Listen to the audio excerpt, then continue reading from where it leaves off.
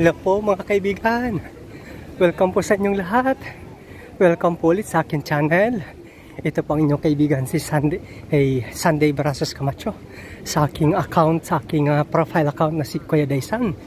Ayan, nandito po ako sa Vatican City. At nandito po ako para bumili ng maliit na kalimbang. Maliit na kampana. Ayan.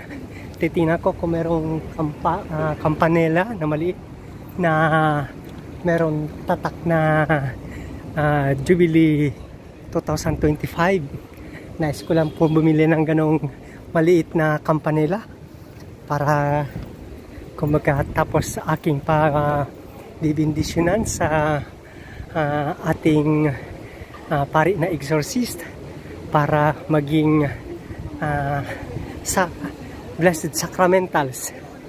Yan. Para maging sacramentals na ating gagamitin sa ating pwedeng sa pagdarasal o kaya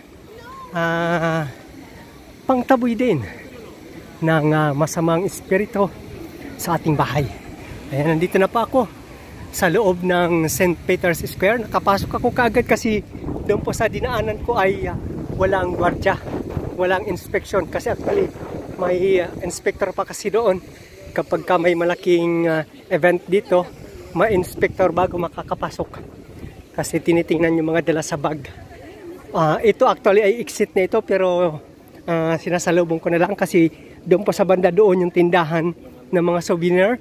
Titingnan ko kung meron doon actually exit ito kasi nandun ang entrance, nandun ang entrance sa papunta doon. Ito ay exit.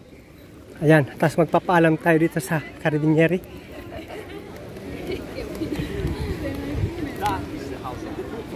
The second window from right to left.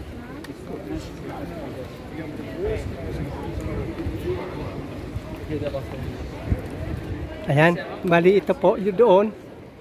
Diyan. Bali, pag may malaking event dito po ginaganap ang sa St. Peter's Square na ito, dito ginaganap ang Santa Misa. Kapag may malalaking event. Ayan. Ngayon ay Lunes, ang dami-daming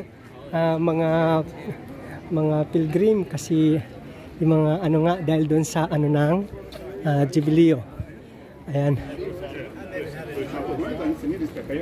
Ito naman ay ayan, parang dito yun yata. Sige po, papatayin ko po muna ang aking video at magtatanong ako kung saan ako makakabili ng malit na piccola campanella. Yan, bye-bye po sa inyo lahat. Salamat po.